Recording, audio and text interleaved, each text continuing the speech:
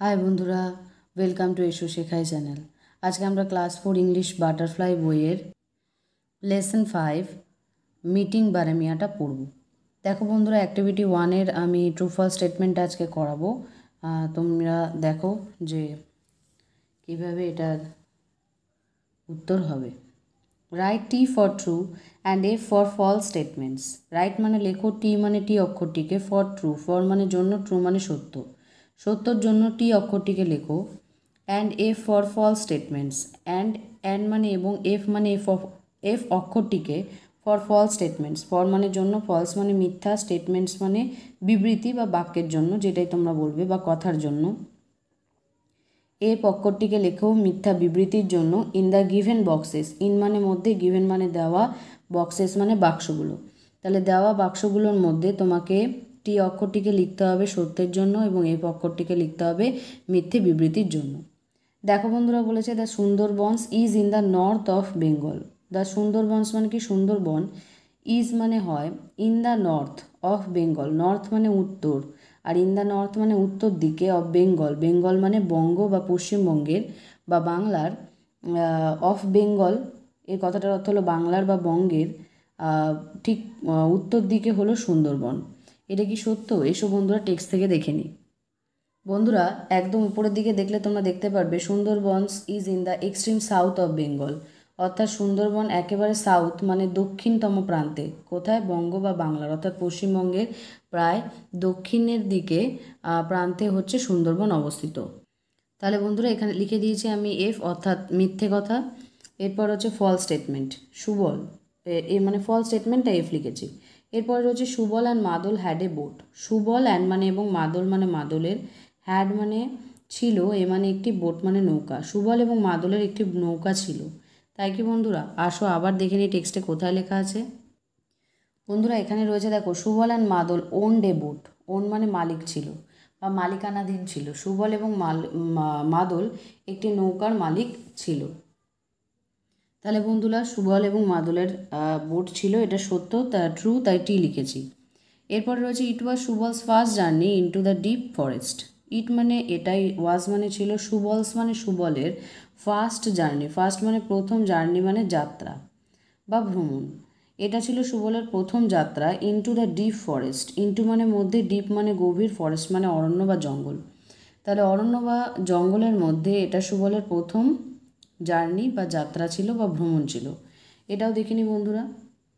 দেখো বন্ধুরা এখানে রয়েছে সুবল হ্যাড নেভার গান into the deep forest before. Subal কখনোই এর আগে গভীর জঙ্গলে যায়নি। ইট ওয়াজ হিজ ফার্স্ট টাইম, এটা ছিল তার প্রথম সময়। And he was very excited, এবং সে খুব উত্তেজিত ছিল। তাহলে বন্ধুরা এখানে বলেই দিচ্ছে যে এটা সুবলের প্রথম জার্নি ছিল, তাই এক্ষেত্রে এটা হচ্ছে সত্য বা ট্রুথ স্টেটমেন্ট, তাই টি লিখে দিলাম। এরপরে হবে the river beyond Basanti is call the Matla. The river মানে নদীটা, বিয়ন্ড মানে ছাড়িয়ে বা পেরিয়ে, বাসন্তী মানে বাসন্তী পেরিয়ে, is call the Matla. Is call মানে ডাকা হয়ে থাকে মাতলা নামে। ঠিক আছে, তাহলে নদীটা যেটা বাসন্তী পেরিয়ে তাকে মাতলা নামে ডাকা হয়ে থাকে। আবার বন্ধুরা আমরা টেক্সটে যাবো এবং দেখে নেব কী আছে। এখানে রয়েছে দেখো বন্ধুরা, beyond Basanti the river took the name of বিদ্যা। বাসন্তী ছাড়িয়ে নদীটা বিদ্যা নাম নিয়েছে। তাহলে বন্ধুরা এই স্টেটমেন্টটা কী হয়ে যাবে? ফলস বা মিথ্যা স্টেটমেন্ট, কারণ এখানে বলছে মাতলা আসলে কী নাম নিয়েছে? বিদ্যা। এরপর বন্ধুরা আমরা অ্যাক্টিভিটি 2 পড়ব। দেখো বন্ধুরা বলেছে it was his first time, এটা ছিল তার প্রথম সময়। And he was very excited, এবং সে খুব উত্তেজিত ছিল। How did he feel before they started their journey. How মানে কেমন, হি মানে সে, ফিল মানে অনুভব করা। তাহলে হাউ ডিড হি ফিল মানে হচ্ছে সে কেমন অনুভব করেছিল, before they started their journey. Before মানে আগে, দে মানে তারা, স্টার্টেড মানে শুরু, দেয়ার মানে তাদের, আর জার্নি মানে যাত্রা। তাদের যাত্রা শুরুর আগে পর্যন্ত সে কেমন অনুভব করেছিল। Discuss with your partner. Discuss মানে আলোচনা করো, হুইথ মানে সাথে, ইয়োর মানে তোমার, পার্টনার মানে বন্ধু বা সঙ্গীর সাথে তোমাকে এটা আলোচনা করতে বলা হচ্ছে। বন্ধুরা আমি যেটা উত্তর লিখেছি সেটা আমি তোমাদেরকে দেখাচ্ছি। দেখো বন্ধুরা আমি লিখেছি আই থিঙ্ক, আই মানে আমি, থিঙ্ক মানে মনে করি বা ভাবি, যে Subal felt very excited. Subal fail মানে অনুভব করেছিল ভেরি এক্সাইটেড, ভেরি মানে খুব এক্সাইটেড মানে উত্তেজিত। একটু আগে বলেছিলাম যে সুবলের এটা প্রথম ছিল গভীর জঙ্গলে যাওয়া, এবং সে এর আগে কখনোই যায়নি। তার জন্য প্রথম যখন আমরা কোনো জায়গায় যাই তখন আমরা জানি যে আমরা খুব এক্সাইটেড থাকি। তো আমারও তাই মনে হয় যে সুবল এই সময় খুব উত্তেজিত অনুভব করেছিল অ্যান্ড নার্ভাস, এবং তার নার্ভাসনেসও আসছিল। তার মানে একটুখানি ভাবছিল যে সে কী হতে পারে না হতে পারে।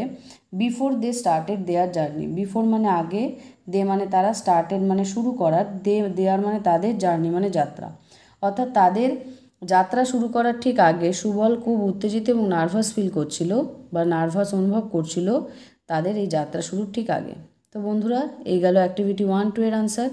আমার ভিডিও দেখে যদি তোমরা বুঝতে পারো তোমাদের পড়াটা এবং ইংলিশ অনেক সহজভাবে শিখতে পারো, তাহলে অবশ্যই এই ভিডিওটা শেয়ার করে দাও আরও ছোট্ট বন্ধু বা ভাই বোনদের কাছে যারাও সহজভাবে শিখতে চায় এবং যাদের বাড়িতে পড়িয়ে দেওয়ার মতো বা দেখিয়ে দেওয়ার মতো কেউ নেই। থ্যাংক ইউ সো মাচ আমার ছোট্ট বন্ধুরা।